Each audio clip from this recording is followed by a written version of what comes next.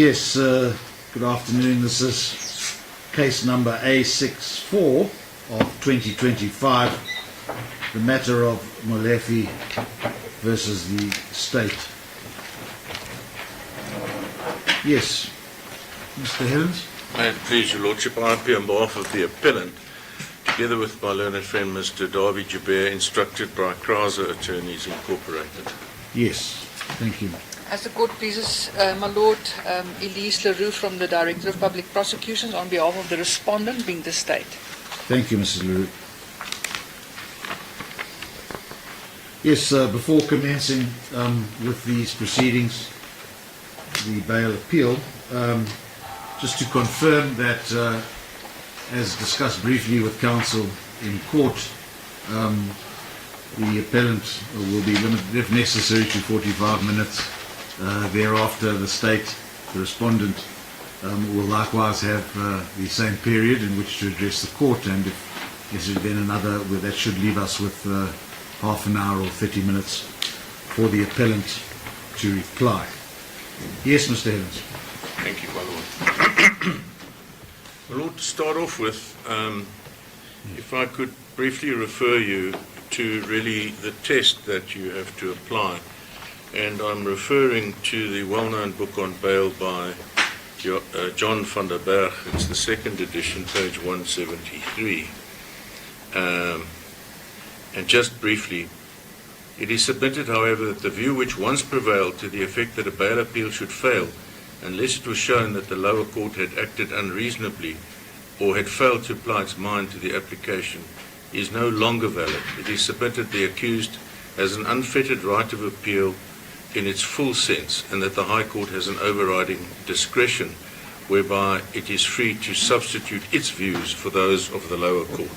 Then they quote the Mohammed case of the Supreme Court of Appeal: the appeal by an aggrieved accused to a superior court against the decision of a magistrate in respect of his application to be released on bail is an appeal in the wider sense. That is, it is a complete rehearing and a re-adjudication by the superior court of the merits of the application, with or without additional information, in which it can, in the exercise of its own discretion, make such order as to its deems just.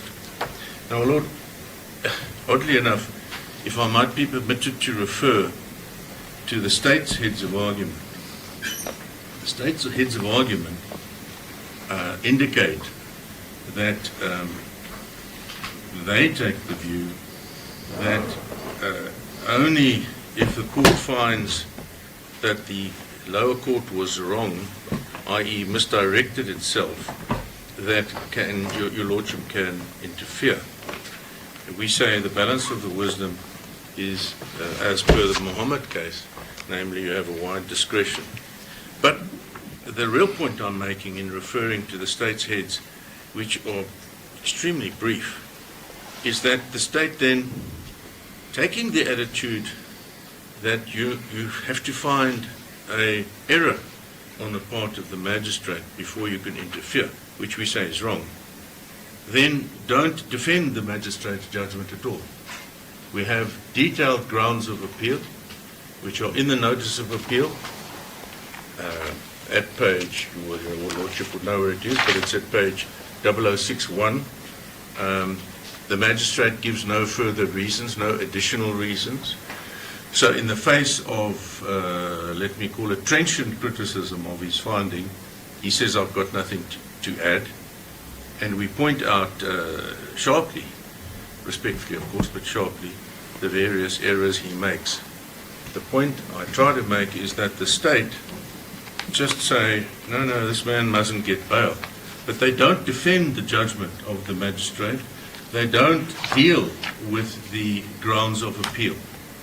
Now, I'd like to deal, with your Lordship's leave, with the errors made by the court in its reasoning, because of two reasons. Firstly, you've got an absolute discretion anyway, but insofar as you are guided, if that's the word, by the magistrate's judgment, we will show you that that magistrate had material faults in it, which unfortunately bent his mind in the judicial sense towards refusing bail when many of the facts he found and conclusions he reached were unjustified by the papers.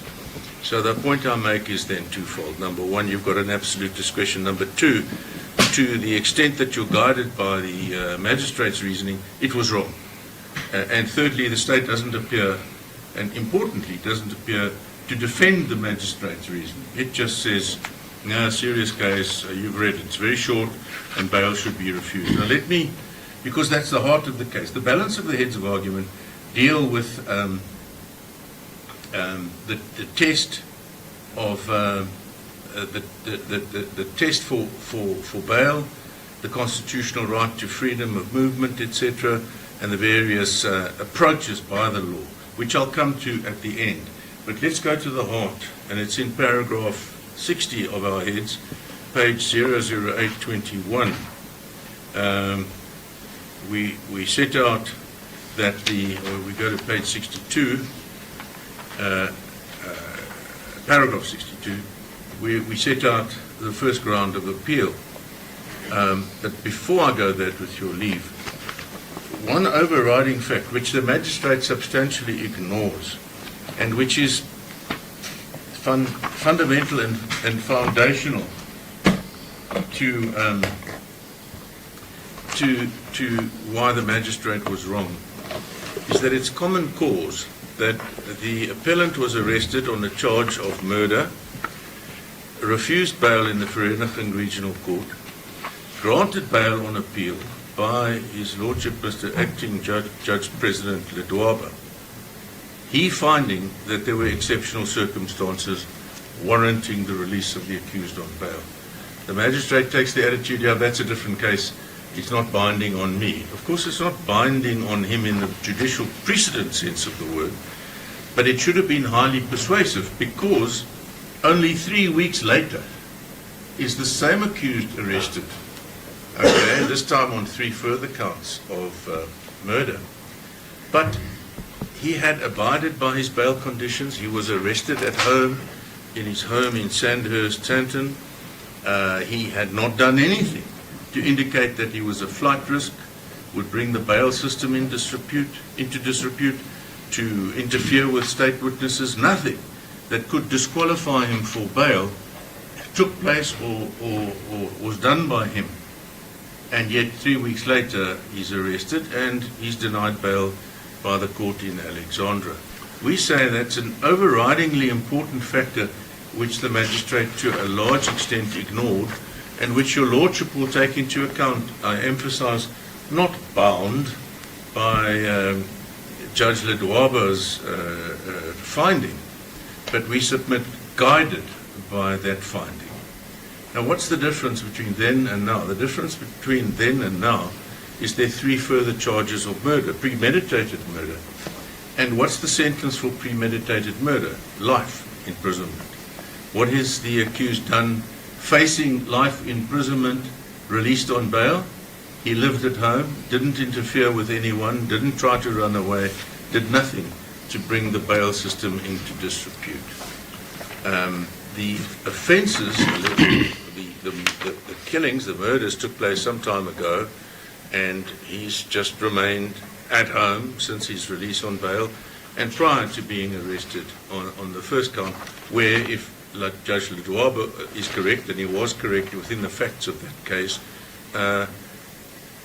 he should have run away before being arrested on the first count. Mr. Hillen, sorry to interrupt, but whilst we're dealing with the original, let's call it the original, and yes. I think that was referred to in the heads of all of the Vereniging counts, yes. Could we just, the charge sheet as it stands at present, does that consist of, and what is it made up of, and has that count, or have those counts, with the murder in respect, is that in respect to Mr. Buthelezi? No, on SWAT. SWAT is the Vereniging matter, and that now remains count 1 in this matter, to which is added 3 more counts of murder. There are also counts of conspiracy to murder. Yes. And then there are counts of possession of firearms which don't relate to this appellant. Yes. Where will I find the charge sheet as it stands, Mr. Because I just had some I'm sure it's clear to the parties, but to the court had some It's difficulty page finding. 0021-19.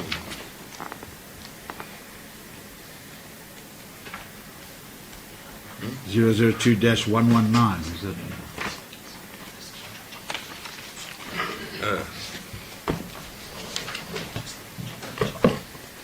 My learned attorney, If I can be of assistance, my lord, it's Thank you. 002 starting from 3 there. yeah, onwards. my attorney reminds me that this case doesn't include the Armand SWAT case. So I was wrong. This is the 3 further murders and conspiracies to murder, but in the background there's another one. But they will be consolidated in the Palm Ridge High Court. So he is facing 4 charges of murder, but 3 are in this indictment and 1 is existing. Yeah, yes. But the 2... So the I'm just 2 referring to your heads of argument. So just to be correct, that's at paragraph 5. We've got the second arrest, but we've got, if we can consolidate the murders with the conspiracies to murders, we've got 1, 2, 3, 4. Yes. And you say the Vereniging one is not in this. There are 3 murders. Okay?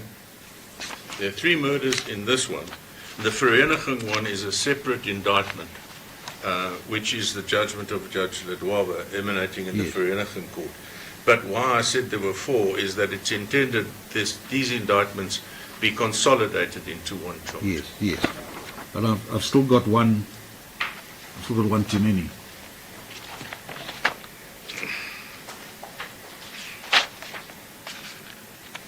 Well, there's... If we look at paragraph 5, so we've got Sefoka is 1. Yeah, you forget for the moment the conspiracy, although I don't say it's not there, but Yes, no. count 2 is murder of Sefoka. Yes. That's DJ Sumbody. So I'm saying if we bracket the 2, so count 1 and count 2.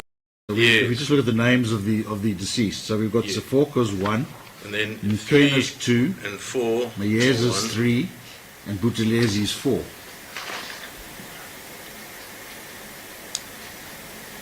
And then we've got Vereniging, which is 5. Yes, no, you're quite right. Yeah. No, you're quite right. So it's not 4, it's 5. It's 5. Yeah. No. But the point I was making, perversely being wrong, is that when you're facing life imprisonment, Yes, you only have one life, my lord. yes. And if you don't run away from one life imprisonment, you're not going to run away from 3 or 4 or 5 life imprisonments, because you can only serve one life imprisonment. And then I'll get to how strong the state's case is, which is weak indeed. It's based on on inferential reasoning from a speculative foundation. He must be the K that's in this telephone call. He must be Fafa as in that telephone call, because his company has banked cash. The cash must have a dubious origin. Because the alleged murderers have banked cash, it must have come from him. But no investigation into his accounts, into their accounts as to where the origin of the money is, into his bank statements as to how his business operates, and he does have a business. The name of the company is there. It's a substantial business. Building an airport, I was quite startled, but a cargo airport in Welkom. I didn't know that one would take anything to Welkom, but it's a real project. So, in paragraph 63 of my heads, I make the point that he has ignored, in the sense that I've described the High Court judgment. And in paragraph 64, I make the point that it's exactly the same personal circumstances, exactly the same kind of alleged murder, and he didn't flee. And then paragraph 65, I beg your pardon, is the same point. Then paragraph 66, this is a very important point, and your Lordship would have noticed it in the replying affidavit that we filed, and in the answering affidavit of the state in the bail application. And let me ad lib it, and it is there in paragraph 66, They describe a contract killing as what you might imagine a contract killing to be. There's a person that wants someone dead. There's a middleman that can provide the killer, and then there's the killer. Presumably the wanter of death communicates with the middleman who assigns it to the killer. And that's how it works, and that's what they describe. But then in the affidavit, they say that Mr. Molefe is both a middleman and the client, inconsistently, completely. And the magistrate finds, unjustifiably so, that he's a middleman. But the state plead that he's both. Now what that means is that they don't know what their case is, because there's a vast difference in having a prima facie case or a strong, reasonable suspicion in the background that the appellant is involved in these murders because they can prove he's the client or because they can prove he's the middleman. But when they allege that he's both, they don't know what they're talking about. That's the gravamen of this point. And it's a fundamental point, because really, if you look at the personal circumstances of the accused, bringing bail into disrepute, all the subcategories of Section 64, 6I4 of the Criminal Procedure Act, you will find that he fails on none of those. And this case, his opposition to bail, depends on the strength of the state's case. And the strength of the state's case is not there. So if Judge Ledwaba was right, and in any event, if the pleaded personal circumstances in the bail application in the Alexandra Court are right, the only thing that can tip it in any way towards refusing bail could be the strength of the state's case. And that's not strong, as we will demonstrate. Let me say not strong. I'd go further. It's non-existent. It's based on speculation. Then paragraph 67, the court paid some significance. He found it very significant that the appellant had a 20-year-old previous drug-related conviction in the United Kingdom, and it was for possession or import of cannabis. Now, my lord, a 20-year-old previous drug-related conviction is completely irrelevant to the facts of this case.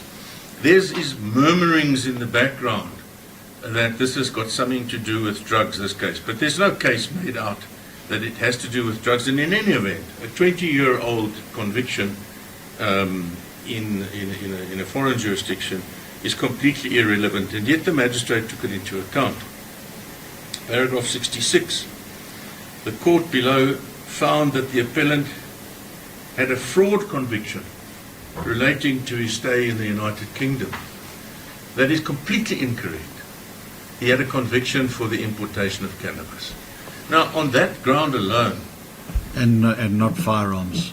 Not that the appellant has been charged with firearms either in this matter, whilst the other co-accused have. It was importing cannabis, and yet, so if a judgment is a mathematical formula, which it's not, this is 1 and 1 equals 3. You can't sustainably make a judgment saying, oh, I'm going to deny bail, this man's got a fraud conviction, when he doesn't have one. So that's a fundamental misdirection. Not only do you not have to find that that's a misdirection, but it fortifies the view that you should form in our submission that this magistrate erred, and you're absolutely free to make your own finding. And then paragraph 69, a related point, he found it really concerning. Now, really concerning means I give it significant weight. And what is it? That he had a false Lesotho passport 20 years ago. But the balance of the evidence shows that he had South African passport, and as they became renewed, another passport and another passport. He traveled internationally, inter alia to Hong Kong, and nothing to do with false passports. And he was at home when he was arrested. There's nothing, this is in paragraph 69 of the heads. There's no indication that subsequent to that 20 years ago, he had anything to do with a false passport. He had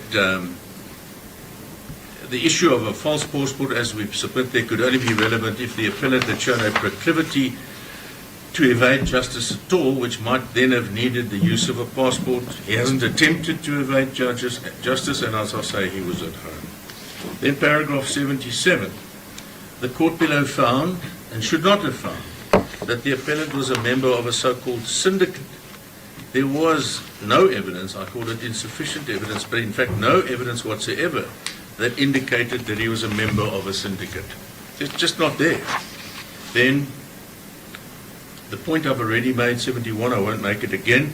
It relates to there being the court finding there was significance to the fact that cash amounts were made into the appellant's bank accounts. It's a business. Nowadays checks are gone, but there are EFTs, there's cash, those are the two ways, I imagine, of a business taking in money. But there's nothing linked to the cash deposits. There's no investigation of the bank account to show, for example, cash money going out. So, and it's clear, I'm not clear who's paying him the money. If he's the client, which is the one case that the state have, who's paying him cash? If he's the middleman, well, then you could be paid. It'd be very unusual to run a crime of openly putting cash into your bank account. It's the first place anyone would look. But there's no justification to link whatever cash is paid into the bank account to any crime whatsoever. It is pure speculation. Equally, I make the point somewhere else that his tax return don't line up with the deposits, but that begs the question, you can have drawings from a business which are not income. You can have a flow in and out with loan, directors' loans, all kinds of things. Money flowing out of an account doesn't necessarily accord with taxable income. And the state don't seem to understand the law of taxation.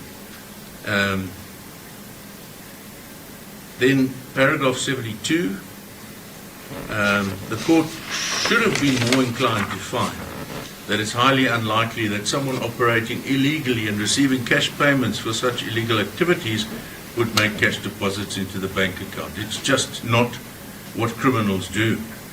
Then paragraph 73, the court errs again. It says the cash deposits were unidentified sources.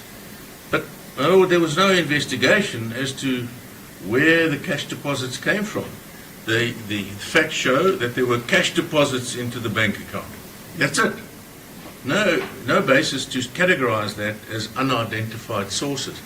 And this is yet one more error in the reasoning of the magistrate. Then paragraph 75. The court below erred in finding that it had been shown the appellant played a role in the killings, but no such averments was sustainably made by the court. It was not argued by us that because he was not physically present during the deeds, therefore there was no evidence. The court should have found that it was argued, and correctly argued, that telephone messages or WhatsApp messages referring to K, KT or Fafa had not been shown to be a reference to the appellant. It is shown that some of those alleged killers use K, KT and Fafa, but it's not shown that Katiso Molefe is K, KT or Fafa. And in his replying affidavit, when confronted by this startling allegation, he sets out in detail what people call him. And he's got another name, and it's an entirely rational name in terms of African culture, or his branch of African culture, to have a grandfather with the same name, Katiso, did not allow him to be called Katiso. So everyone gave him a different name. Seliti, I think the name was. And it's the one who waits. Pardon? The one who waits. Yeah, the one who waits to take the name that the grandfather has. Yeah. So it's not one of those bland denials. He says, what, you say people call me K or KT or Fafa? That's not. This is what they call me. And there's nothing to gainsay that. And it's important to know, my Lord, as you will know, that when you bring a bail application, you actually don't know why the state are opposing bail. So you set out everything you think can be relevant. Then, as you saw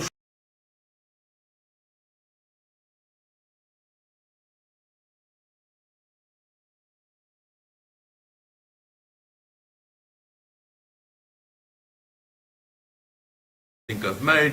The state is drawing inferences from speculation, which was merely that. You cannot reach a sustainable inferential reasoning conclusion from a basis of speculation. And we say that we demonstrated that the state's case was weak.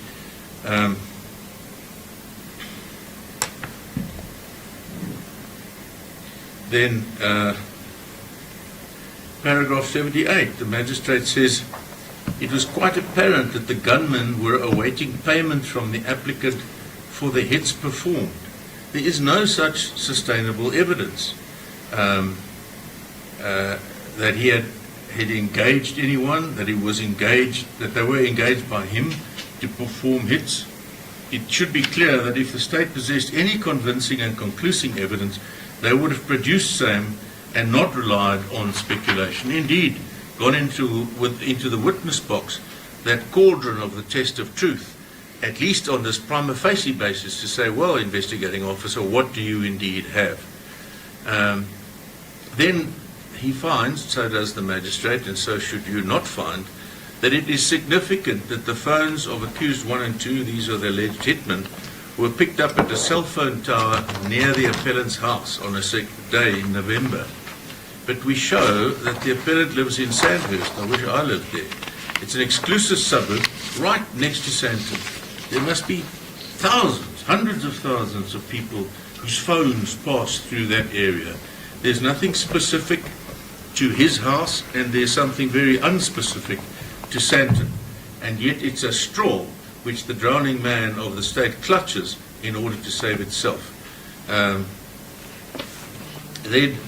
Then I've already argued there can be no connection between the accused 1 and 2, the alleged hitmen, and 3, depositing cash into their bank account. They may have been depositing cash, but there's no withdrawing of cash. There's nothing to link except speculation that the one has anything to do with the other. Then the court finds, paragraph 81, that someone living in Roodepoort or Attridgeville, Pretoria, should not be in Sandton. Sandton is the central place of Gauteng, apart perhaps from aspects of Pretoria. And in any event, the foundation of the founding affidavit shows that accused Tau, however he may have gone wrong in his life, was an old acquaintance of the accused. We go to extreme lengths, not distancing ourselves from Tau, but saying, but we know the man. So it shouldn't have been found to have been significant that on a number of occasions he tried to phone, and many occasions didn't get through. There's simply no connection between Tau, the friend, and Tau, the killer, or the alleged killer, with Molefe. And paragraph 82, it's the same argument. The court found it significant that Tau was phoning him, but we've explained he was a friend. Again, 83, it's really the same point, but the logic of the notice of appeal follows the reasoning of the magistrate. So he takes this into account a second time. And we criticize the inference that the cash deposits into the other accused's bank accounts were related to money flowing from the appellant. It's blatant speculation. There's no underpinning factual evidence. And we make the point in paragraph 83 as to why that's a good point. Then the court erred in finding that the appellant made several assurances regarding the previous bail application of accused 1. In fact, he was giving no assurance whatsoever. And it wasn't his wife that he made the assurance to. It was the girlfriend who sent something to him. And it should have been found to be unremarkable that the appellant was interested, even through someone else, in the fate of a friend's bail application. So in finding that on 2 August 24, the appellant sent a WhatsApp message relating to the bail application of accused number 1, the court didn't take into account the evidence of the appellant that he doesn't use emojis, and that if an emoji appeared on his phone, it would have been something that he forwarded. So someone sent something to him, not he sending someone else. and at best it was something that he forwarded.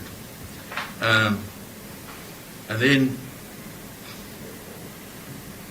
paragraph 85 of our heads, that's the point I've already made repeatedly, Yes. and 86, and then 87, there is no allegation that the evidential link between the four accused appears to have increased. All we have is the speculation that I've dealt with, KKT, FAFA, cash deposits, all of them carrying no weight whatsoever, or the weight of a feather.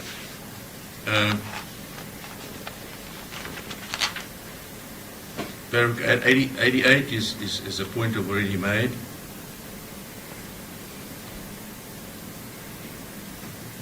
'89 is a point I've already made. Since given bail, facing a life imprisonment, potentially, he was at home.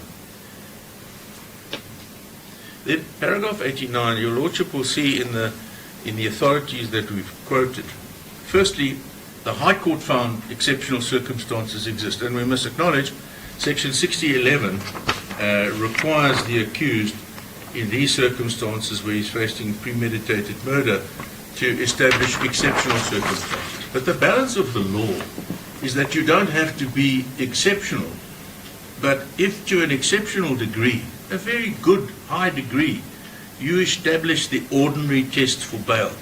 And in our founding affidavit, we analyze the test in section 6I4 and 6I9. We satisfy all the tests, and we show that the interests of justice demand that we be released on bail. Now, if you satisfy, and the case is Vankwa, if you satisfy everything to a high degree, that's exceptional. It's like being an exceptionally good human being. So there's been much debate about what this exceptional circumstances means in law. And Judge Krichler, as he then was, said, well, you know, the courts will interpret it, but I'm not going to interfere with its constitutionality. But the balance of the wisdom in the cases that we've quoted says that if you establish to an exceptional degree all the circumstances normally entitle you to bail, those are exceptional circumstances, and we suggest your Lordship should find that. Then paragraph 91, the last misdirection of the many.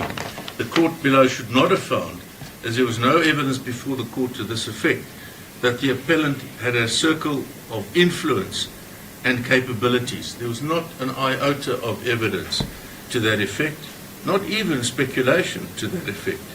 No capabilities of any relevance were proved, no circle of influence was proved, so the court should have found. Now, in the few minutes remaining, my Lord, I think we started slightly before 2 o'clock, but I'll regard 45 minutes as 2:45, if I may. We start on the law, starts with the Constitution, and I don't want to sound like a first-year advocate, but it remains the foundation stone of how you will approach it. He's allowed to be released. This is a democratic, constitutional state, but there are brakes on being released. Let's look whether those brakes kick in. And we say, as in the Lomas case, that those brakes have not kicked in. So if you go to paragraph 93, my underlining, the proper administration of justice should never be seen as favoritism towards persons charged with serious crime, but rather as a basic and necessary protection of an orderly society governed by the rule of law as encoded in our Constitution. So the Bill of Rights allows us to be released from detention if the interests of justice permit, subject to reasonable conditions. Then we go through the Constitutional Court, Dlamini, Shlajla, etc., and eventually we get to cases such as Bankwa, which you'll find in page 104, and Van der Berg, to the extent that he is a learned author, which he is, relies on this very heavily in the balance of his book. Circumstances of an ordinary nature to bail applications can, in the context of a particular case, be exceptional or unusual. And then, as Krichler J. says, Section 6011 does not contain an outright ban on bail in relation to certain offences, but leaves the particular circumstances of each case to be considered by the presiding officer. The ability to consider the circumstances of each case affords flexibility that diminishes the overall impact of the provision. What is of importance is that the grant or refusal of bail is under judicial control, your Lordship's control, and judicial officers have the ultimate decision as to whether or not, in the circumstances of a particular case, bail should be granted.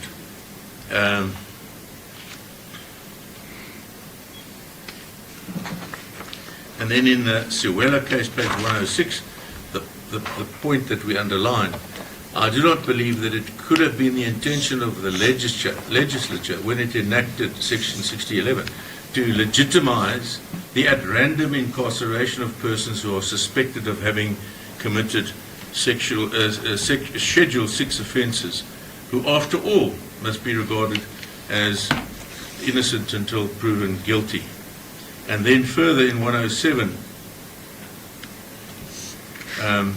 if the state was serious with its opposition to the granting of bail, it should have led to rebutting evidence, at least placing in dispute the uncontested evidence of the appellant. And you'll recall, my Lord, they didn't give viva voce. The affidavit evidence is of equal weight on both sides. There's a lack of content in the answering and even in the supplementary. And as the quote says, placing in dispute in this sense postulates a genuine dispute. Mere accusations are not enough. And those Mr. K and Mr. KT are mere accusations. There you are, Mr. So when I asked earlier for a case on point, I think this is it. So. Oh, it is actually. It is. Your Lordship is quite correct. But it's what I said as well. We're not remembering now quoted this case. Yeah. My Lord, I think my time is up. But Thank you. In essence, this is in a nutshell. Judge Ledwaba gave him bail on exactly the same personal circumstances, facing premeditated. Found it's exceptional. There are further charges of premeditated murder. The circumstances remain the same. The opposition to bail is weighted on the strength having a strong case. Have not demonstrated a strong case. Cash, WhatsApp messages, cell phone towers. If we were facing a discharge application, and the tests are entirely different, but just imagine for a moment that was the case against the state. There would be a 174. There's just speculation. There's no concrete evidence. Although that's not the test, it's just a way of approaching the matter. Then, my Lord, my time is up. I would urge your Lordship to, if you have to, once again have regard to the balance of the heads of argument, and obviously the answering and replying affidavits in the context, the founding and replying affidavits in the context of the answer. And you will find that we've established to an exceptional degree, underpinned by previous judicial judgment, the right to bail on the basis of having established exceptional circumstances. Thank you, Mr. Evans. Yes, Mr. Leroux.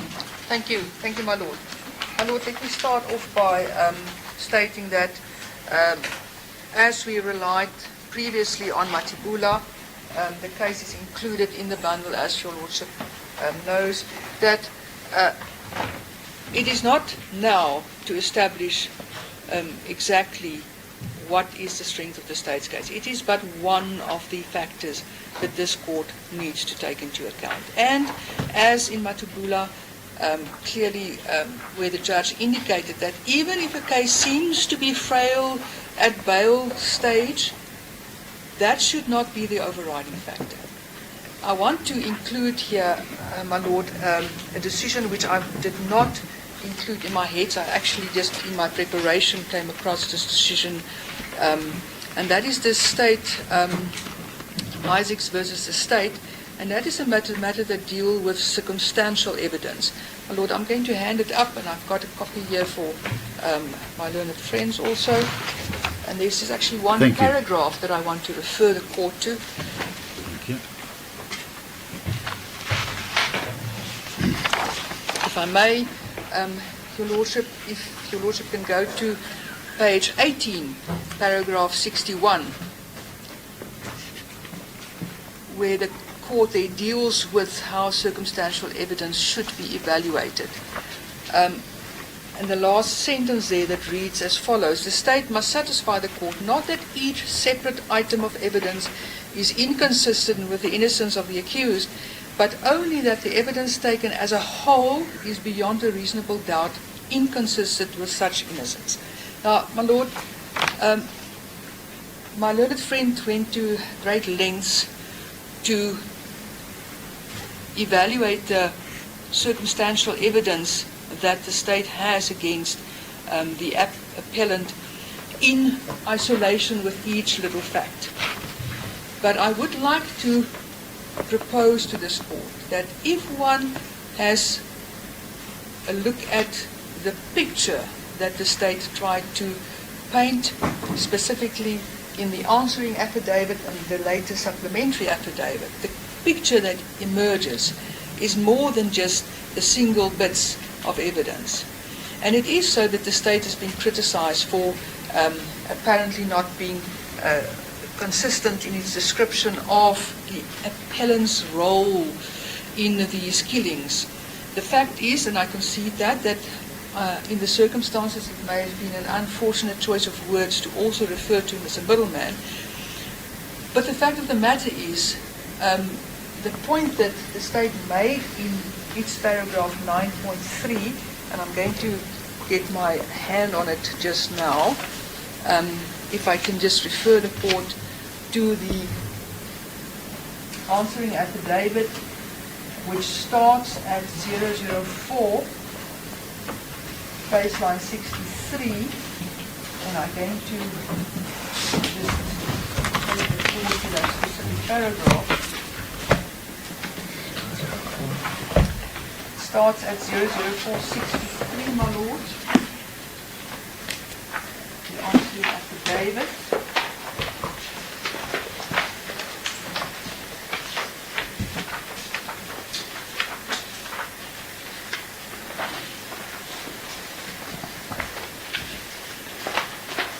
And more specifically, paragraph 9.13, where the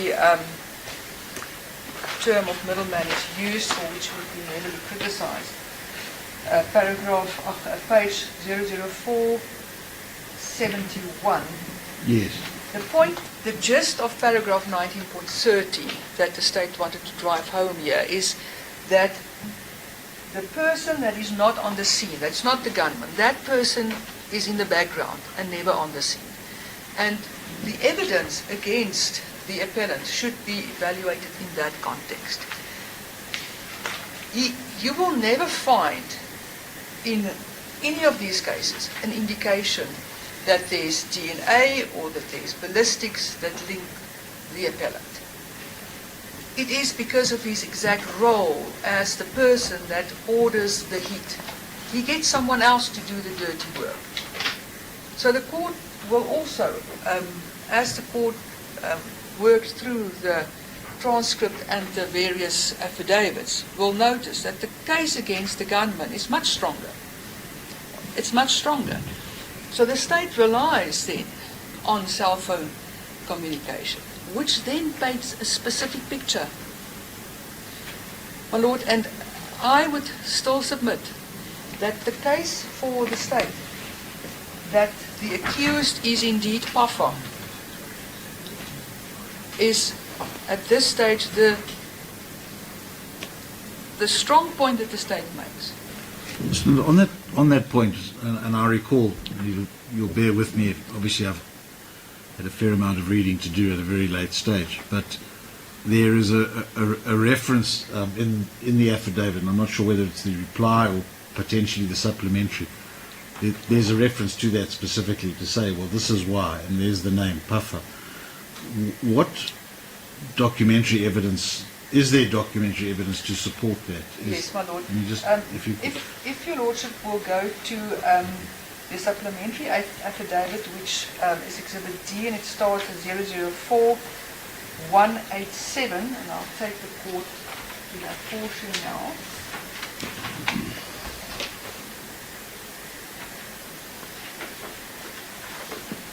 The supplementary starts there, and then it has several annexures, which I noticed that some of them is badly photographed, like a copy. But the specific reference to that cell phone download was attached to the state's documents.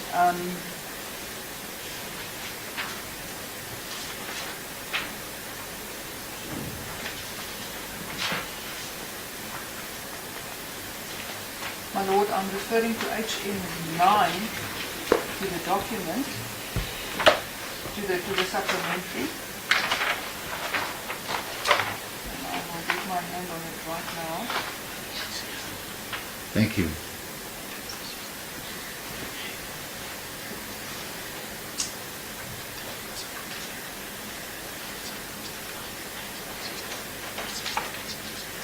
So HM9, my Lord, can be found on 004192. This is a download that was made from the cell phone of the appellant. And that is a message that he received on the 25th of December 2023 as a Christmas greeting, where a certain person by the name of Tepsa refers to him as Papa. In the very first line of that page, the court can see there, Merry Christmas, Ntati Mokobong, and then in brackets, Papa. Yes. All right. Thank you. That answers that, because I wasn't sure Yes. when I read the affidavit whether the Puffer in brackets was a reference by the deponent, or whether in fact that is what the text read. So that answers the question. That's how the Thank appellant you. received the message. Yes. So, my Lord, and the defense will probably in reply say that there's no indication that the appellant is Puffer. The fact of the matter is that name appears on his cell phone as a message that he received, and what we then see in the communications specifically with regard to the DJ Sumbody killing, and also the DJ Vintos killing, where constantly reference is made to Puffer after the killing as being the person that will have to effect the payment. And it is in that context, my Lord, that I would also argue that the same reference is also to make to K in the same line of conversations. So it is the state's case that those are alternate references to the appellant. My Lord, I will deal in more detail with the heads of argument, but before I proceed with that, there was a decision now not long ago handed down by your brother Dozio with regard to a bail appeal also, and there he refers to the case law of the matter of Muhammad, and I'm going to hand a copy of this. It's not a lengthy judgment, it's a few pages, and if I may refer Thank you. your Lordship to specifically paragraph 13 of his judgment, where he indeed indicates that as what was found in the Muhammad matter, it was held that the dictionary definition of the word exceptional has two shades of meaning. The primary meaning is simply unusual or different. The secondary meaning is marked, unusual, or especially different. It was held in the matter of Muhammad that exceptional circumstances does not stand alone. The accused has to adduce evidence which satisfies the court that such circumstances exist, which in the interest of justice permit his or her release on bail. Now, in this particular case, my Lord, the accused also chose not to testify. He in fact deposed to an affidavit as in the current matter. And in this, what makes this case of Kgosi corner more interesting is that in this particular instance, the state did not even oppose the bail. The state did not submit to an affidavit. And yet on appeal, when bail was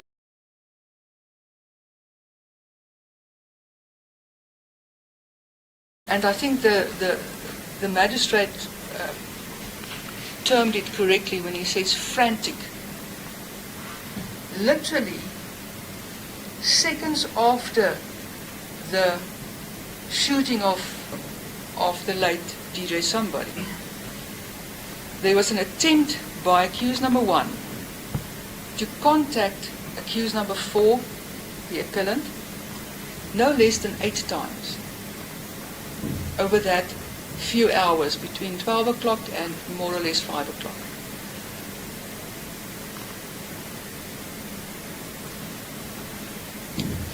This is not merely a friendly call or calls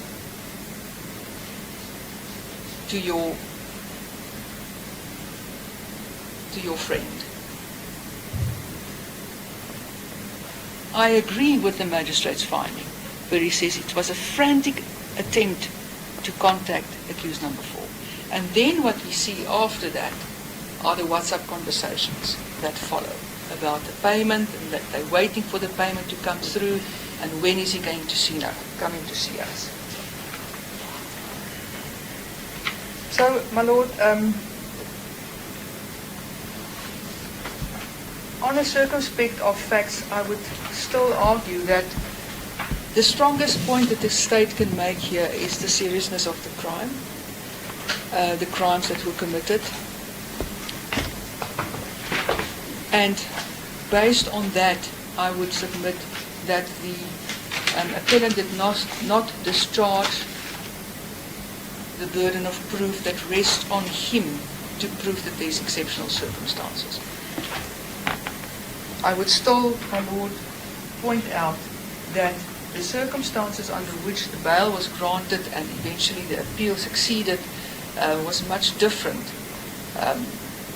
Or the bail was not granted, but the appeal succeeded, was much different, my Lord, as it is at the moment. So the court should look at the state's case against the appellant as it stands now. My Lord, I would submit that the magistrate, I support the magistrate's judgment, and I would want to make the point that he was indeed correct in not granting bail. So the state would ask the court to dismiss this appeal. Thank you, Mr. Thank you.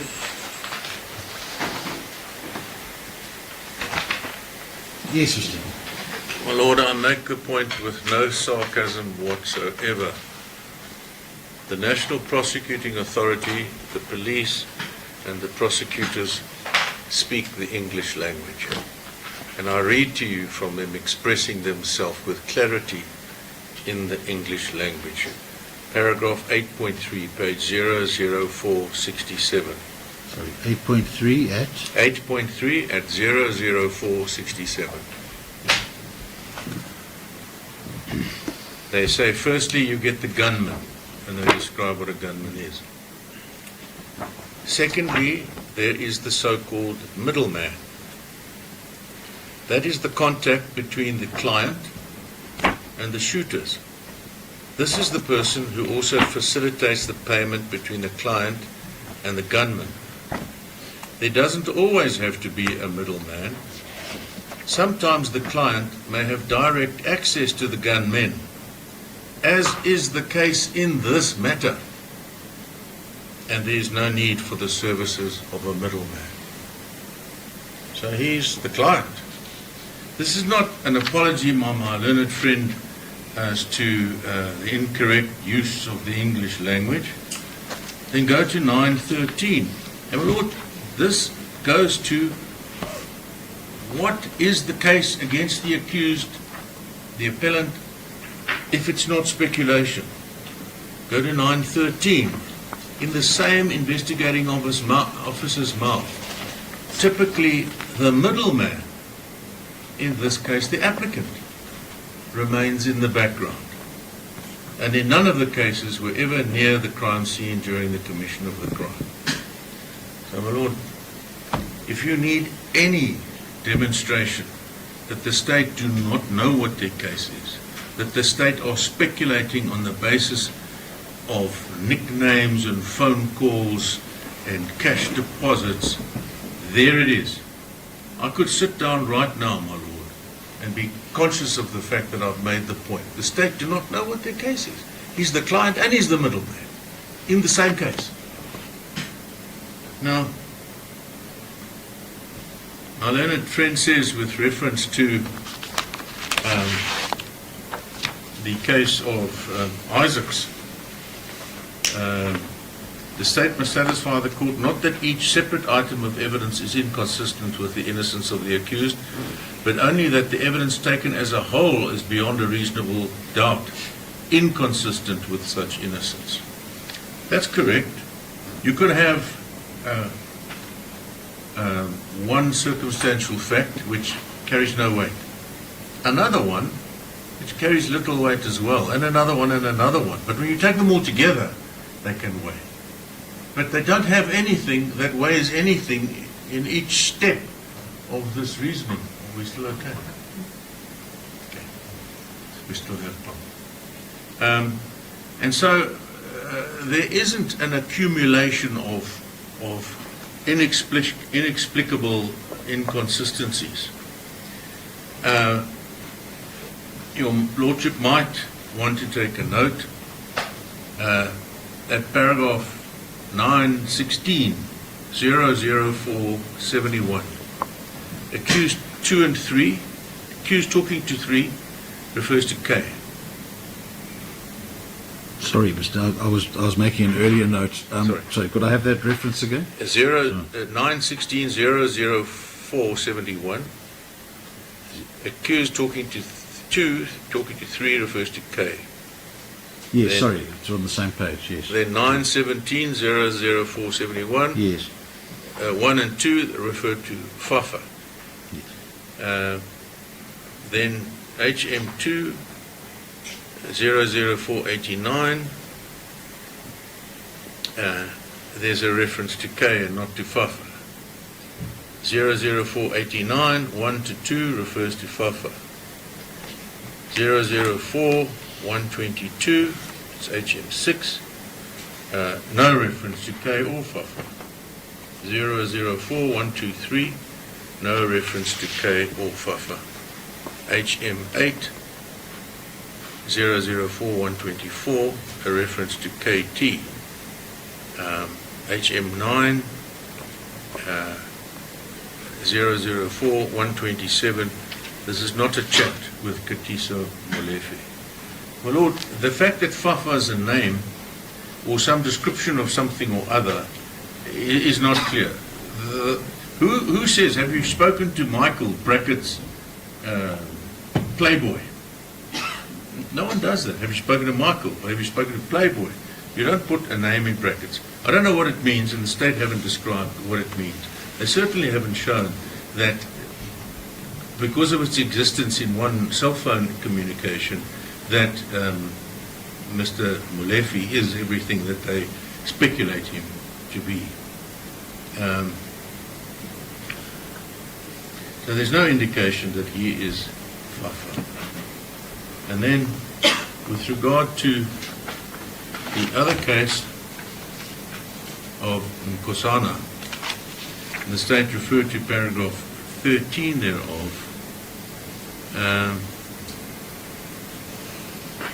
They say the accused has to adduce evidence which satisfies the court that such circumstances exist which in the interests of justice permit his or release. The proven circumstances have to be weighed in the interest of justice. The true inquiry is whether the proven circumstances are sufficiently unusual or different in any particular case as to warrant the appellant's release on bail. We've made that argument. We've shown that he was found not to be a flight risk or any other of the risks by Judge Ledwaba. But the state shoots itself in the proverbial foot when it says that if you grant bail, there's an opportunity to flee, reporting conditions don't work, and I don't think they said the borders are porous. But the proof of that pudding is in the eating thereof. He was released on bail. He didn't have his passport, and he didn't flee. So the bail conditions, if they needed to have an effect, which I'm not suggesting they did, had their effect.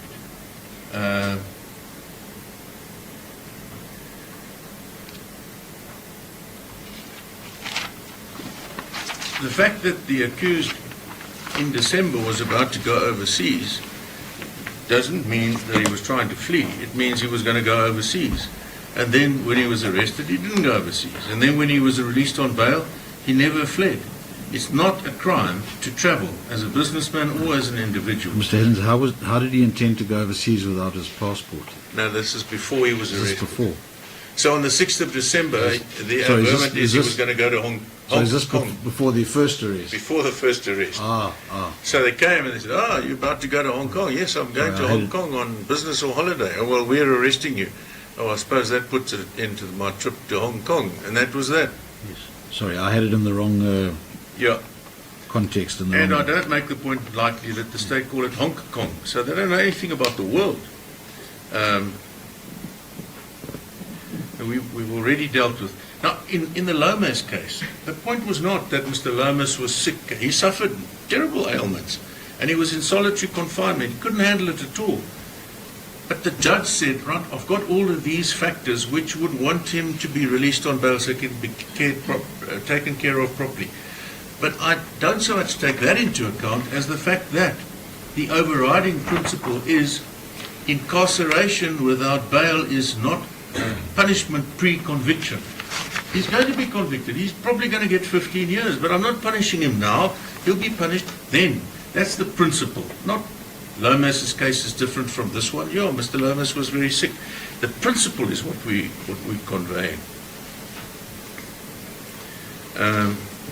Sorry, Mr. Hiddens, sorry to interrupt again. Before you move on to your next point, just earlier you said there were this conversation which refers to profit, but there were a number of others that didn't.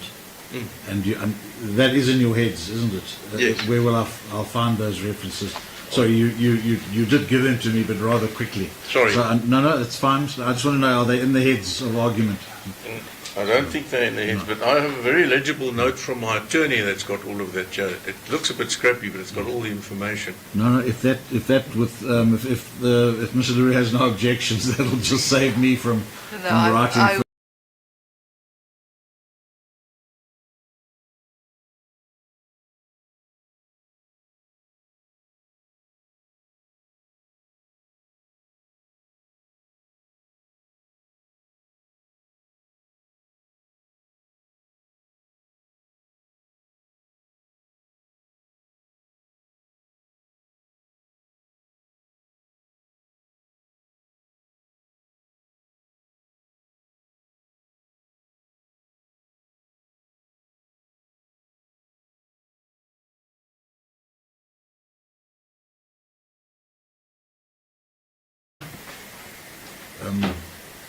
This court will, in the circumstances, reserve judgment and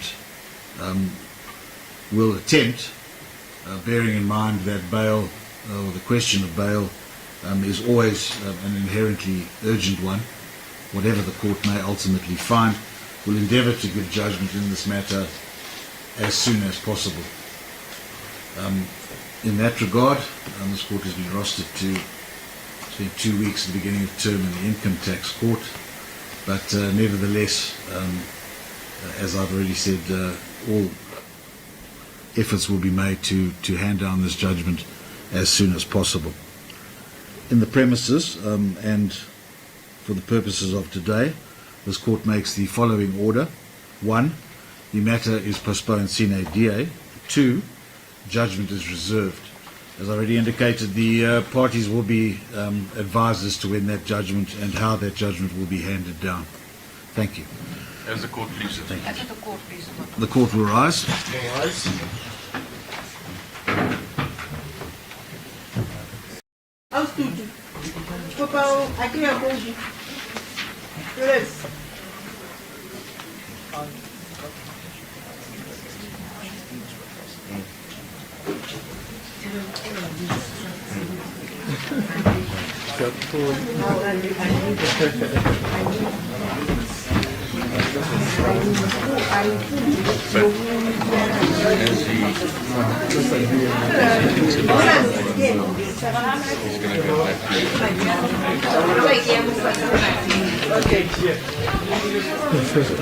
First impressions on the pattern.